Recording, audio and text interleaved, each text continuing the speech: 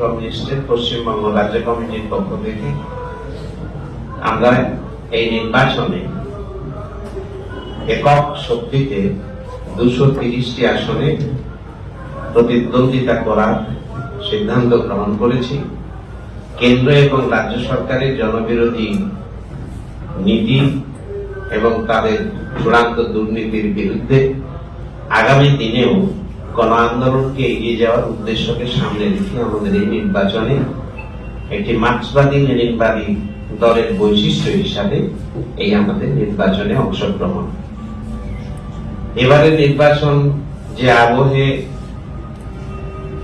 পরিচালিত হচ্ছে, সকলেই জানেন যে এই নির্বাচনে নির্বাচন কমিশন ভোটার তালিকার নিবিড় সংশোধনের নাম করে বাস্তবে জনসাধারণের বিরুদ্ধে যে যুদ্ধ ঘোষণা করেছে, তার বিরুদ্ধে আমরা আমাদের দলের তরফ থেকে গত বছরের 25শে আগস্ট থেকেই ধারাবাহিকভাবে আন্দোলন করে এসেছি। তা সত্ত্বেও আপনারা সকলেই জানেন 60 লক্ষ ভোটার এখনো বিচারাধীন।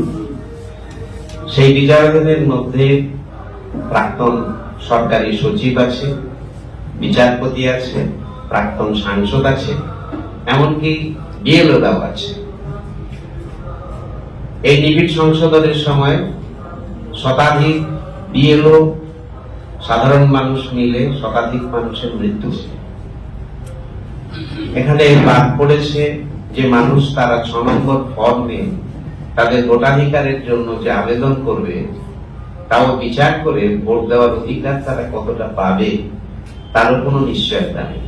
নির্বাচন কমিশন গতকাল বলেছেন যে একজনও বৈধ ভোটার ভোটদানে বাদ থাকবেন না, কিন্তু যে প্রক্রিয়ায় চলেছে তাতে এতগুলি মানুষের ভোটাধিকার বাস্তবে অত্যন্ত সংশয়ের মুখে রয়েছে। তৃণমূল সরকার যেমন তাদের স্বার্থে প্রশাসনকে ব্যবহার করেছে, এখানেও দেখা যাচ্ছে কেন্দ্রীয় সরকারের আজ্ঞাবহ নির্বাচন কমিশন তারাও বেনজির ভাবে অতি দ্রুততার সাথে স্বরাষ্ট্র সচিব, মুখ্য সচিব, আজকে খবরের ডিজি, সিপি সব জায়গায় পরিবর্তন এনেছে। বেকারিত্ব আজকে গোটা দেশে এবং রাজ্যে রেকর্ড জায়গায় এসে পৌঁছেছে। শ্রমজীবী মানুষের উপর প্রবল অত্যাচার চলছে। শ্রম কোডের নাম করে শ্রমিকদের গণতান্ত্রিক অধিকারের উপর হস্তক্ষেপ করা হয়েছে। কৃষকদের যে অবস্থা দুর্বিষহ, যার বিরুদ্ধে 1 বছর ধরে কৃষক আন্দোলন হয়েছে, ঐতিহাসিক ভাবে 700 মানুষের প্রাণের বিনিময়ে, তাদের অবস্থা দুর্বিষহ। চা বাগানের শ্রমিকদের চূড়ান্ত দুর্বিষহ অবস্থা, তাদের জীবন সংকটের মধ্যে প্রতি মুহূর্তে কাটে, এখনো তাই, তার কোনো সুরাহা হচ্ছে না। শিক্ষাগত দিক থেকে গোটা দেশের শিক্ষা ব্যবস্থা, এ রাজ্যের শিক্ষা ব্যবস্থা একেবারে ধ্বংসের মুখে। বেশিরভাগ স্কুল বন্ধ হওয়ার পথে এসে দাঁড়িয়েছে। রাজ্যে বন্ধ হচ্ছে, পশ্চিমবাংলাও, বাংলাদেশ 8260টি স্কুল বন্ধ হওয়ার জায়গায় এসে দাঁড়িয়েছে। শিক্ষা ব্যবস্থা ধ্বংসের মুখে, বিবৃতি করছে। অন্যদিকে নারীদের উপর নির্যাতনের ঘটনা, আরজি করের সেই বিভৎস ঘটনার পরিপ্রেক্ষিতে জনমানুষের যে আন্দোলন, সেই আন্দোলনের আজও সুরাহা হল না। সেখানে কেন্দ্রীয় এবং পুলিশের যে রিপোর্ট, সেই রিপোর্টটি সিবিআই বাস্তবে কি বলবো মানে ছাই দিয়েছে, যার ফলে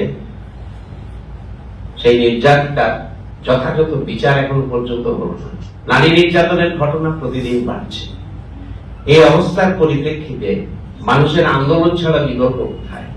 এই আন্দোলনটাকে গড়ে তোলার যে প্রয়োজন আছে, সেই প্রয়োজনকে ভিত্তি করে আমাদের দল সমস্ত দিকে আন্দোলনকে গড়ে তোলার জন্য জনসাধারণকে একত্রিত করে কোথাও গণকমিটি গড়ে তুলেছেন, আবার কোথাও দলের প্রত্যক্ষ নেতৃত্বে আমরা আন্দোলনগুলিকে পরিচালনা করে চলেছি। বর্তমানে ভোটের স্বার্থে একদিকে চলছে বাবরি মসজিদ নির্মাণ, আরেকদিকে জগন্নাথ ধাম, দুর্গা অঙ্গন, এই সবের মধ্যেই চলছে। গোটা রাজনীতির মধ্যেই ঘুরপাক খাচ্ছে। আমাদের দল এসোসিয়েশন কমিউনিস্টের পক্ষ থেকে 230টি আসনে আপাতত প্রতিদ্বন্দ্বিতা করার সিদ্ধান্ত আপনাদের সামনে এবং জনসাধারণের সামনে জানাচ্ছি, সাধারণকে সত্যিকারের একটি বামপন্থী আন্দোলন মার্ক্সবাদ-লেনিনবাদের ভিত্তিতে একটি পার্টি যেভাবে গণ আন্দোলনকে দেখে এবং নির্বাচনকে দেখে, সেই দৃষ্টিভঙ্গির ভিত্তিতে সমর্থন করবে। তো আজকে প্রকাশ করেছি 230টি আসনে আমাদের প্রার্থী প্রতিদ্বন্দ্বিতার পরিপ্রেক্ষিতে। এর আগে আমরা 184টি আসনে লড়াই করেছিলাম। রাজনীতি আবর্তিত হচ্ছে কে জিতবে কে হারবে। রাজনৈতিক আন্দোলনের মধ্যে আদর্শ, নীতি, নৈতিকতা প্রশ্ন, অর্থনৈতিক দিক কেবল যে কিছু দিলে হয়ে যায় না, কিছু সুবিধা দিলাম, কিছু আগে কি প্রকল্প ঘোষণা করে দিলাম, তার কম্পিটিশন করে আমি 1,500, আমি দেবো 3,000, ও দিয়েছে এত, আমি দেবো এত, এই প্রক্রিয়ার দ্বারা যেন স্থায়ী সমাধান চাকরি থেকে শুরু করে শিক্ষা, স্বাস্থ্য সমস্ত জায়গায় তার দাবি কোথায় থাকবে।